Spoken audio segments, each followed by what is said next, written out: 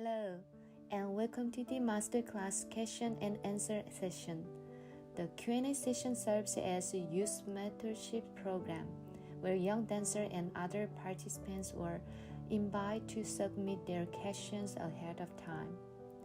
We are very excited to host Lauren Anderson, a former Prima Ballerina with Houston Ballet, Stephen Rooks, a former principal dancer with Masagram Dance Company, and Carol Michelle, a former male dancer with Houston Ballet, as there are excellent role models for our youth today and will continue to inspire them for many years to come. Each of the masters has highly decorated resume with valuable expertise to share with dancers of our age and abilities. The Q&A is moderated by Elizabeth Cartner. Now, I'll pass the spotlight on to Elizabeth as we begin this exciting new event. Thank you.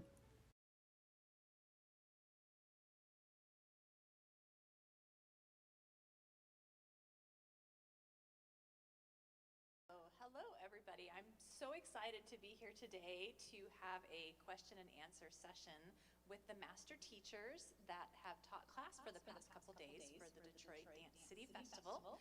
I want to give a short introduction. So the first person we have here today is Stephen Rooks, who is a former principal dancer with the Martha Graham Dance Company.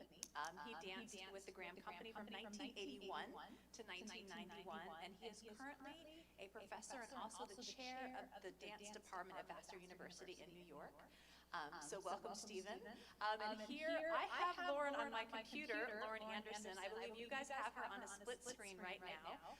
But Laura Anderson is coming to us from Houston, where for many years she danced with the Houston Ballet Company. She was the star ballerina of that company and is also noted for being one of the first prima ballerinas of African American origin in not just the United States, but in the world in a major company. I was just telling her we talk about her in my history class at Oakland University every semester, so I'm so excited to have her here today with us. She currently still works with the Houston Ballet as the program manager of education and community engagement there. So I'm excited to hear about her work. And then finally, we have Caleb Mitchell, who just taught a master class in ballet. Really enjoyed watching your class. And he also danced with the Houston Ballet. He is a native Detroiter, so it's great to have someone who's from Detroit here at the festival. And he's also a very active choreographer. He has a lot of choreography to his name. I'm not going to read it all right now because we're here to hear from you. But I'd also like to know that he's assistant professor of dance at Florida State University in Tallahassee. So we're going to kind of go in a row here with the questions. I have some questions that are for each of you, for all of you to answer. And the first thing is I just want to ask, what's your connection to Detroit? So we know Caleb is from here, but maybe you can tell us what your connection to Detroit is first, Steve. It's great to be here. I kind of have a dual connection. I have family members here. I have a really close aunt and cousins and relatives that we would visit periodically here in the summers. And my sister lives here as well with my nephews and nieces, so I have quite a family connection here. But additionally, over the years, through Caleb Mitchell, who I met, and years ago, I was able to start a relationship with the Link School of the Arts, coming up and doing outreaches and master classes with them, and it has been exhilarating for me to do that. And that's kind of given birth to this new ARC initiative that we have. And hopefully I plan to continue that connection over the years. But it's kind of been those two things, the family, but recently the connection with the arts here, not in the initiative with the Link. And can you tell me what is the ARC initiative? Well, right now it's a collaboration of artists that we're drawn to basically present up and coming art here locally and hopefully at some point nationally.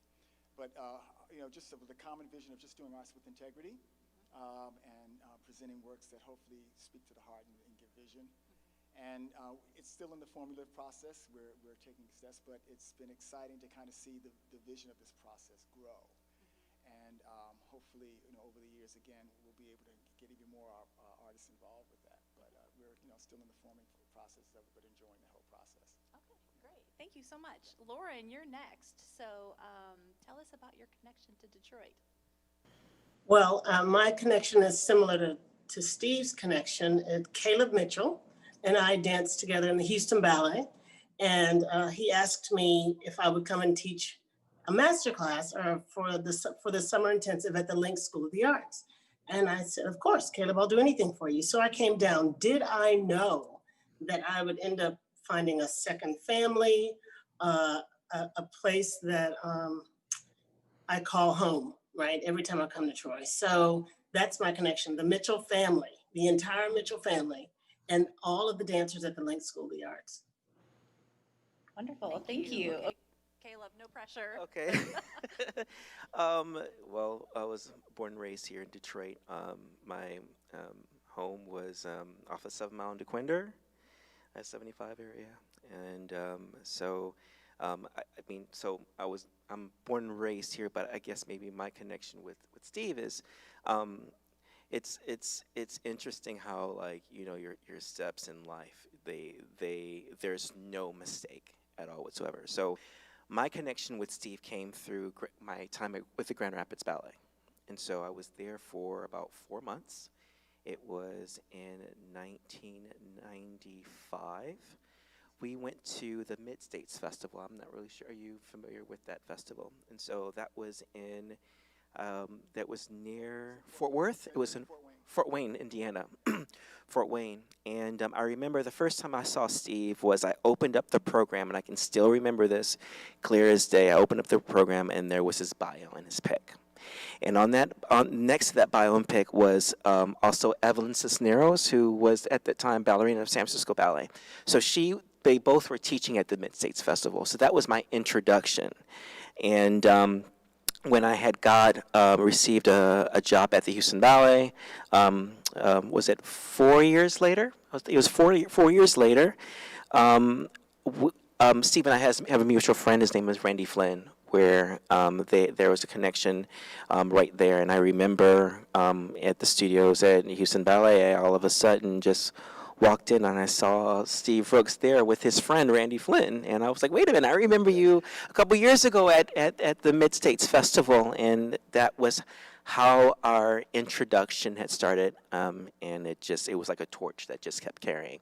And then my connection, obviously, with Lauren Anderson is dancing with her at Houston Ballet, and some of my great times on stage was with Lauren. And it's just great to have her as an ambassador, not only with Houston Ballet, but also at the Link and also in my life too. So, yep. Great, thank you. Mm-hmm. So the first question, I just thought maybe we keep going down the row, is a general question, and a lot of these questions have come from students who wrote in and have asked these questions, so I can't tell you who asked them, but I'm sure that a lot of younger dancers have the same question. What does the word dance mean to you? It's so interesting. I was thinking about that, and I think there's two ways, for me, in my mind, in thinking there's two ways to think about dance, either as a noun or a verb. What got me interested in dance was more of the verb part of it than the noun. I mean, my introduction to dance was seeing, really where the interest was sparked was seeing the Dance Theater of Harlem perform at my college. And what impressed me about it was the athleticism, the virtuosity, the physicality of it, and even today I think that's kind of been the thread of how I approach dance, the physicality of it and that motivation. So when I think of dance, I think about that aspect of it more than the concept of dance as an art itself. You know, it's the physical thrust of movement. It's that connection with the motor skills of the body, and then taking it to the next level, and the excitement of seeing how far a body can be pushed. And that's not to discredit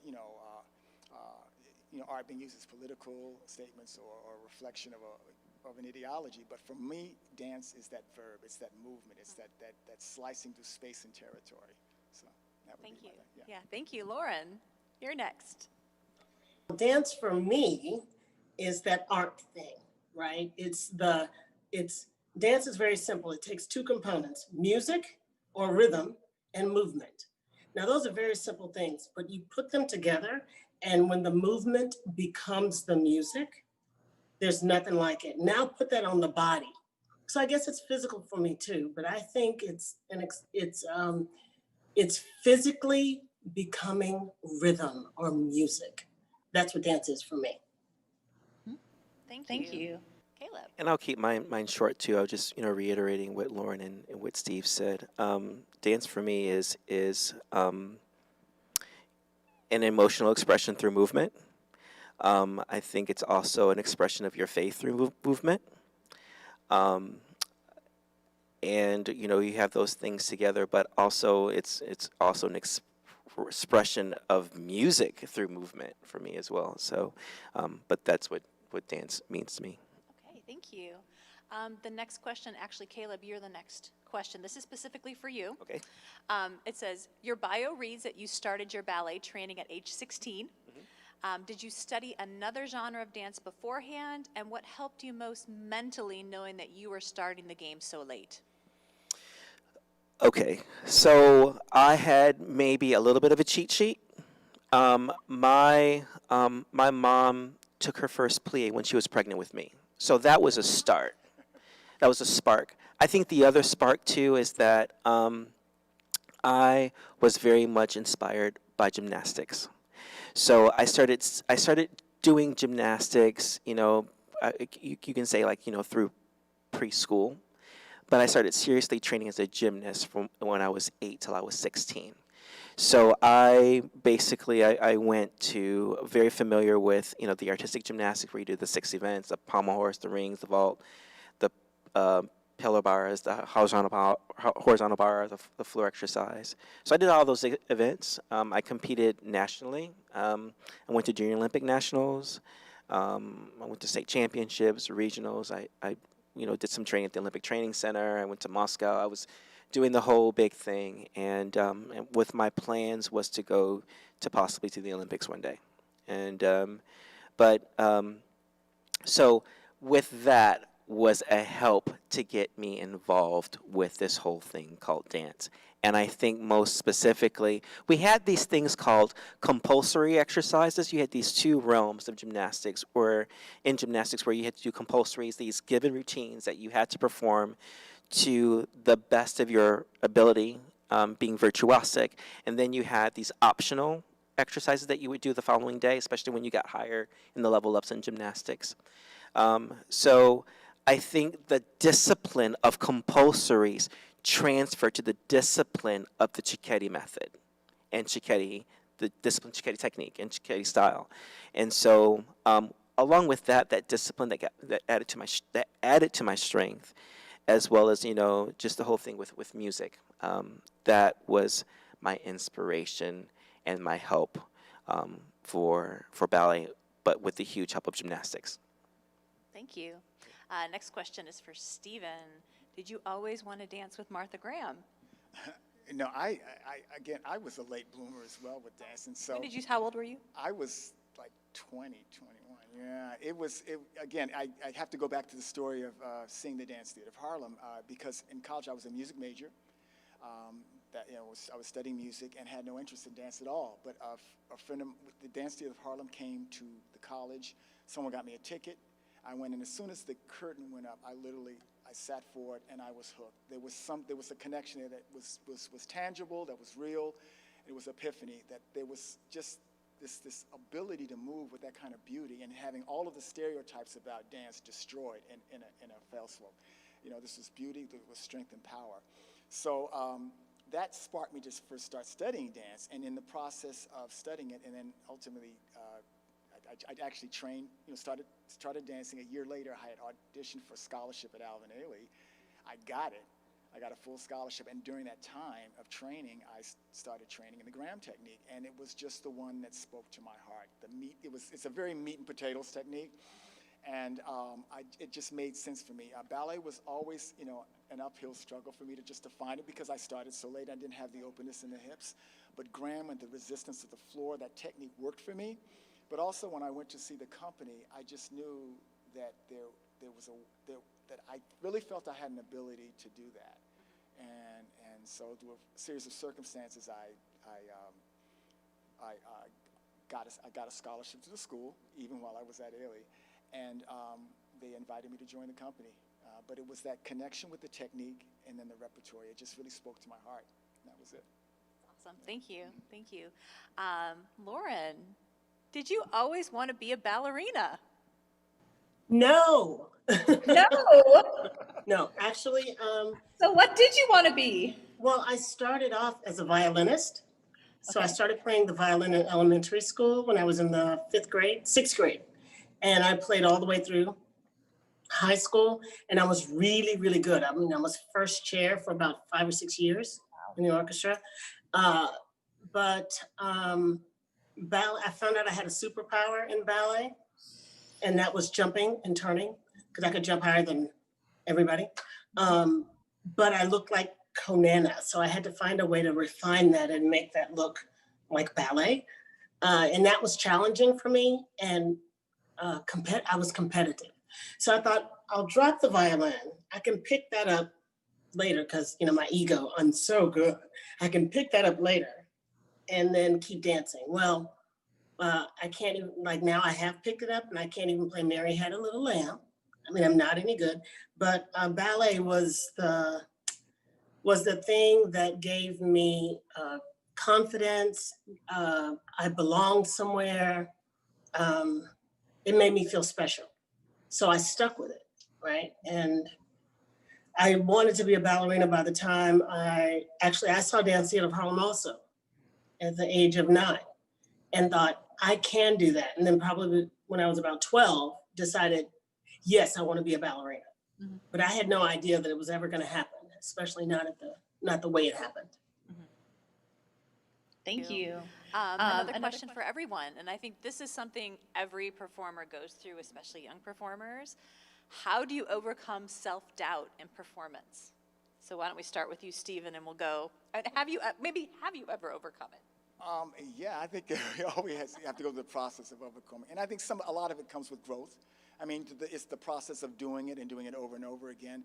One of the things, my own personal habit, which kind of helped me feel more natural on stage, is just always rehearsing the pieces outside of the studio, and not necessarily physically, but just listening to the music and going through the transitions, and I remember we'd be on tour and doing we were flying overseas, and I remember sometimes when I was learning a new part, I put on my headphones and I would just, in the seat, just kind of go through the movement, so I became more and more familiar with the transitions, because in that process I was kind of activating muscle memory that served me well once we got on stage. When there's those moments where you're adjusting to lights in a new environment, it just seemed, it just makes it a little more easy to do.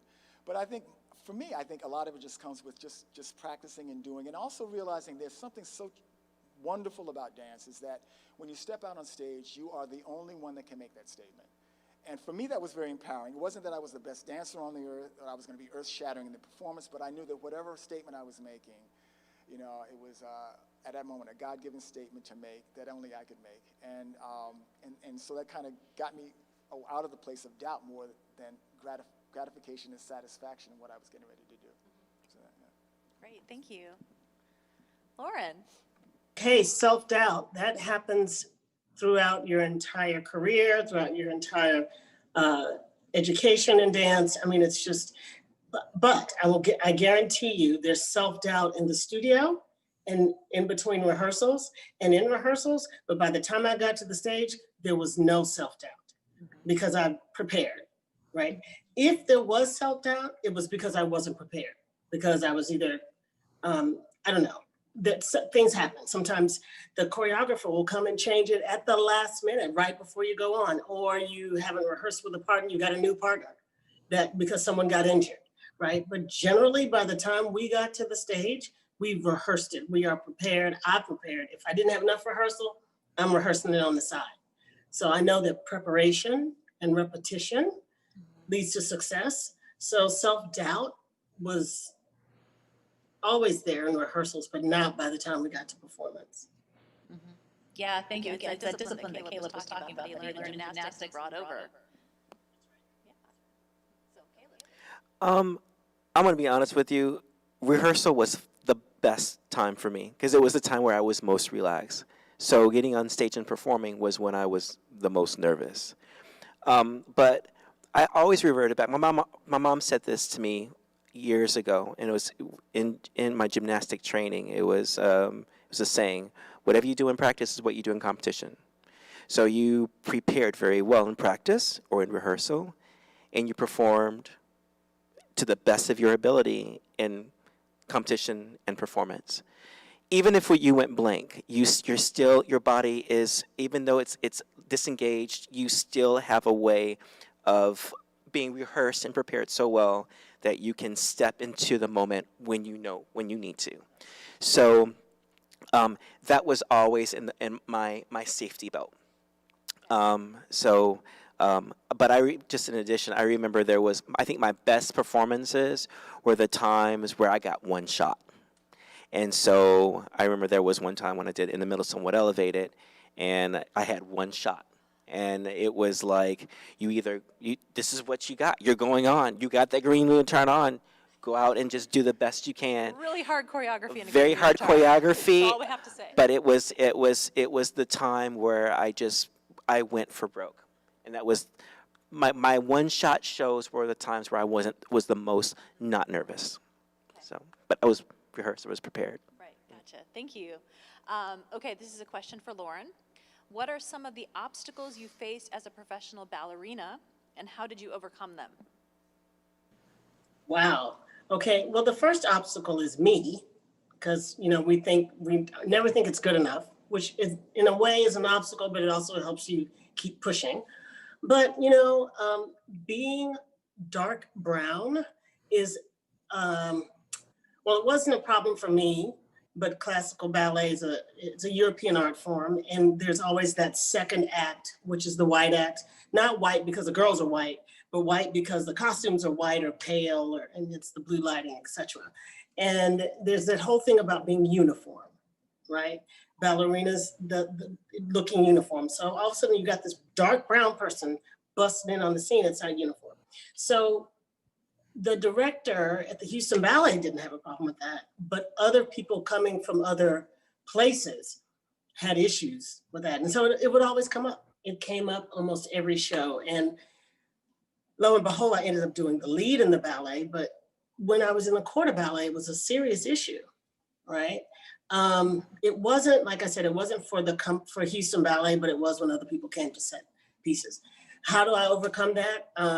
Dance so well that you got to put me in, especially if somebody else goes out. And of course, also not let that get me down. That person's going to go away and I'm going in anyway, probably, because we only have so many dancers. But, Ben Stevenson told me this a long time ago. I got a chance to play Alice in Alice in Wonderland in the student performance when I was 13.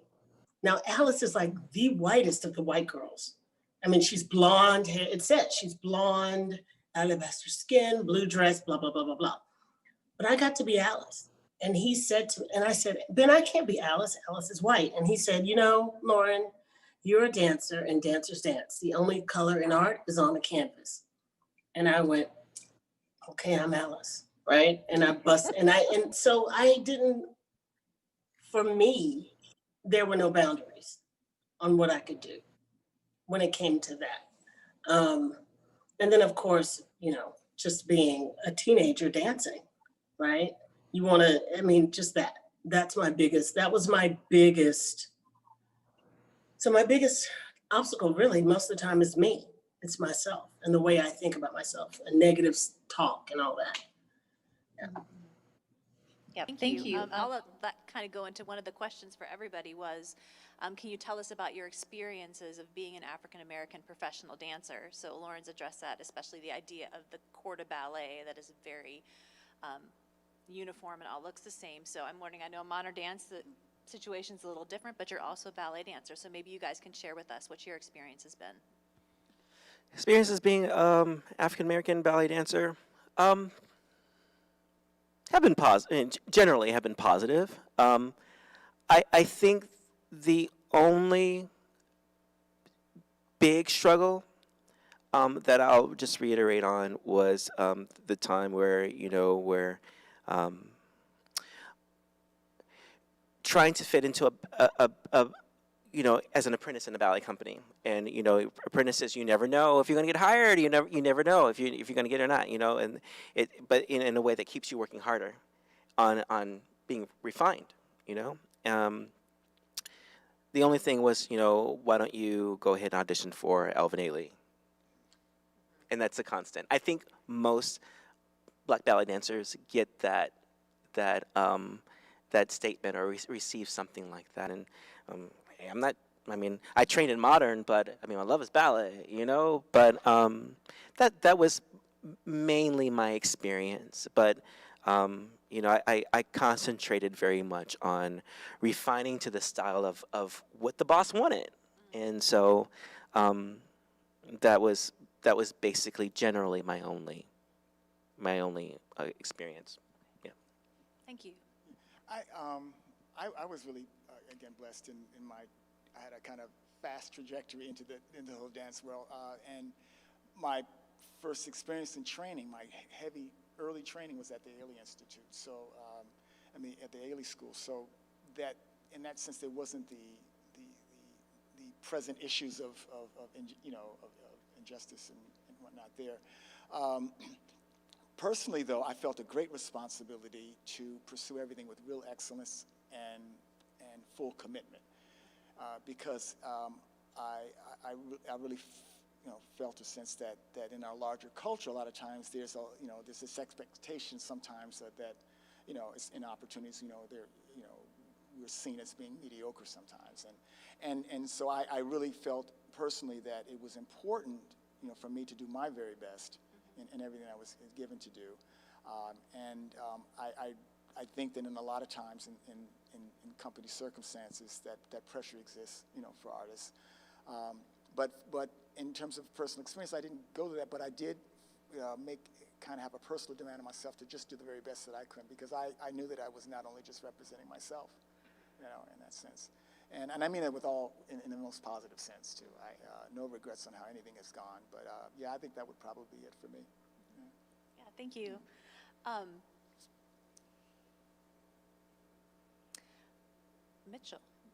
Caleb. Okay. Reading the wrong word. Okay, that's all right. Is your work, and I think this means your choreography, primarily ballet based? And what styles do you typically like to choreograph and teach? Okay. Yes. The stylistically, the aesthetic that I like to create in comes from a very strong ballet base. What styles do I like to create in? Is that what you're saying? Yeah. Okay. When you choreograph. Okay. So my research at Florida State University is post neoclassical dance, and that's dance after George Balanchine, and where ballet is specifically ballet, and where ballet is evolving into. So I take that aesthetic to heart. Ballet is always evolving, but you can't forget your foundation. My foundation, I stay true to my strong roots of the Cicchetti method and RAD particular styles. Once you're grounded in those styles, you can go anywhere. And so it's those two techniques require a sense of balance, a sense of center. And you can turn off of a balance. You can do anything you want to with that core.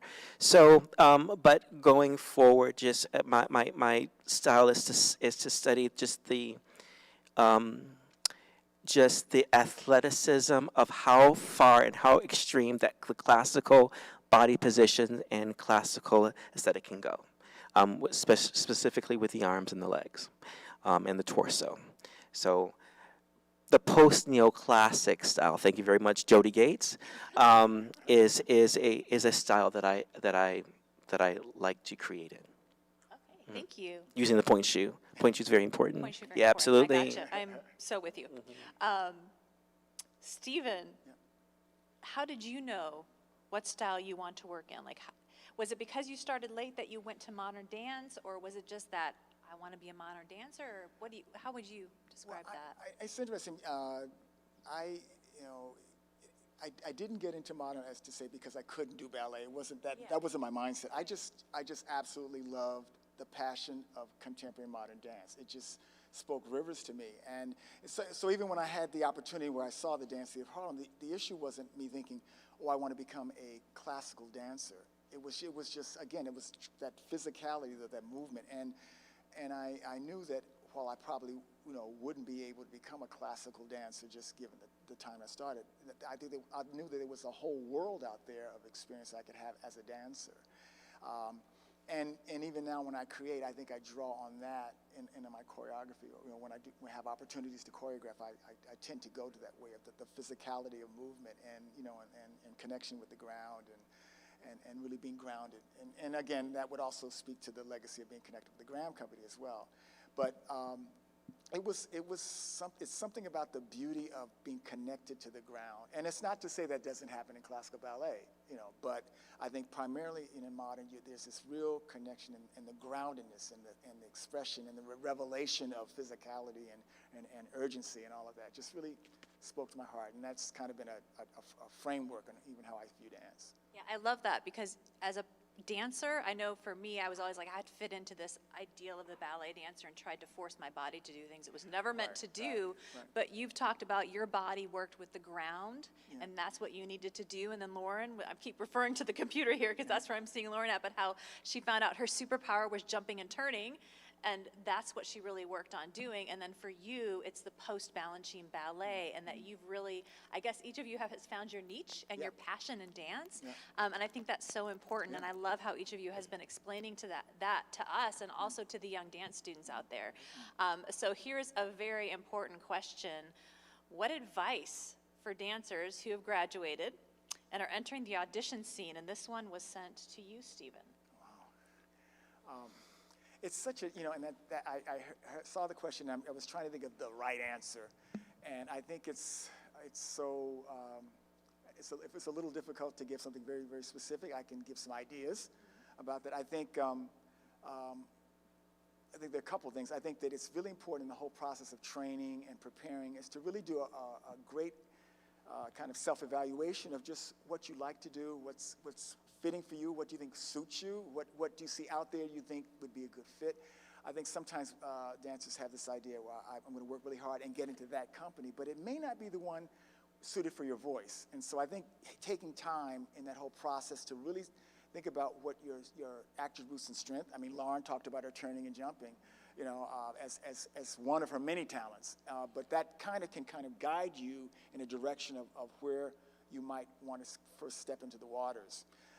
So I think that's important. And also just realizing that the dance-scape has changed so much. That during, I guess, our era, I would dare say, dancers would try to get into a major company, kind of hang out there for a career, and then afterwards do something else. Whereas now things are much more project-based and just seizing opportunities. Sometimes a dancer can work with many different choreographers at a time. And so also learning the skill in that, like not only putting all your eggs in one basket here, but thinking about what other broad-based opportunities that you can create or that you can pursue, that would help you in that transition to that. And being resourceful, but that's what comes to mind. Thank you. I think that's really helpful. And I think just the idea that it is very project-based today, and dancers in a lot of ways have to create their own career and not just, hey, I'm just going to go and get into a company. It's all going to be good. It's so I really different now. appreciate It's so that a lot. different now. Yeah. What about you? I mean, I can totally agree with what Steve was saying, and especially since COVID has hit. I mean, it's even more of a project-based thing, and so dancers are having to understand about technology and develop their own website, and et cetera, and learning how to speak and learning how to sing, learning how to tap, learning how to do modern, learning how to still stay on those point shoes, being able to do hip hop, as well. It's not like how it used to be before, where you went in specifically into ballet companies. You have to be so versatile in everything, and so it's at this time it's remembering that everything is important, even gymnastics now. But I think the foremost thing is it's kind of like the journey of prodigal son. You can't forget your foundation. Your foundation, your training is very important. To return home to it is something that can help keep you stable as a dancer. But just being versatile is very important as well. Thank you. Lauren, what would you like to say to that? Well, definitely you have to know your dance vocabulary has to be much broader now than ever before, even in a classical dance company. You've got to get have contemporary, you have to have your contemporary technique down. But when it comes to auditioning and getting out there, nobody does you like you. There's only one you. So a lot of times we go into an audition and you'll look around and you see what other people have and what they don't have and all that. That's not going to help you at all. That's a waste of time because you can't be them. So you should bring the best you to the table that you've got. Don't worry about all those other people. But be real. What Steve said, you have to be real with yourself. You have to know your strengths and your weaknesses and work on your weaknesses, right? I didn't have to work on jumping. I had to work on being soft. So I worked on that. I worked on it so that I could be the chick in the middle in the pink tutu. I could be the swan queen and not just the big swan jumping behind her, right? So know your weaknesses, really be honest with yourself and take as many classes as you can. Keep training. You don't have time to take time off. This is a young art form. We are like football players, right? You don't get like a 40-year career as a professional dancer. It's just, it's a young art form. And now with the choreography, since we have Caleb choreographing ballets, you have to be young to do those ballets. Woo. But that's the best advice. I always say, just be you. Okay. Do you. Yeah. Thank you. That's a great advice. Stephen, what was it like dancing in the Graham Company? I think this is more like a practical, how was class, how was rehearsal? For me, and I always say this when people ask me how was it, for me, it was exactly where I was supposed to be. I mean, it was a divine opportunity the way the door was opened. I mean, you get invited to join a company, for one. So, and I knew that, and I saw the time when Martha was alive. So I knew that I wanted to have that experience and be there for a while. It was rich for me. I mean, they allowed me to grow. They pushed me. I danced a lot.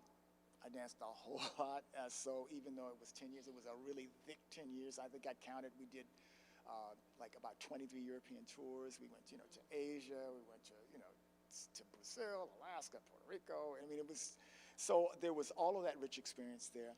And I really just loved the work. I remember the first performance I had, I wasn't supposed to go. There was a tour to Germany, but I got in the company and said, well, you'll start working with the company once they get back. But a dancer got injured like a week or so ahead, and they asked me if I had a passport, and then there I go. But my first part on the stage with the Grammy was carrying a cloth across the stage.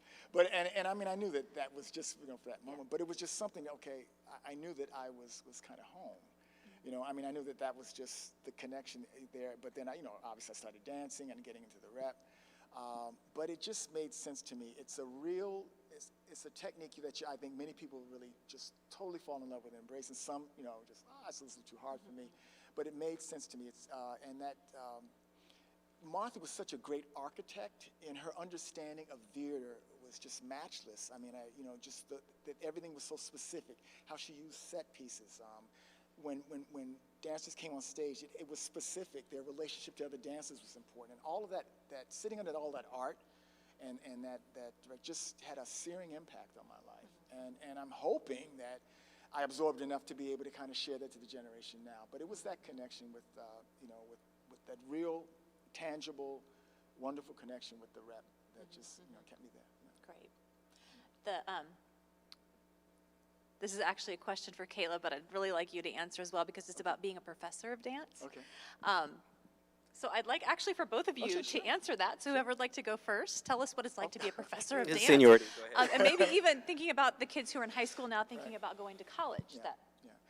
Well, one thing, I absolutely love teaching. And I'm not saying this as a public service announcement. I mean, it's a real passion. I feel so honored that I've had two careers. I had a great performing career. Now I'm in this new world of teaching and imparting. And I love my students at the school. I think one of the things that I had to learn was that when I first came into the university setting was that it wasn't about trying to match those students to my career.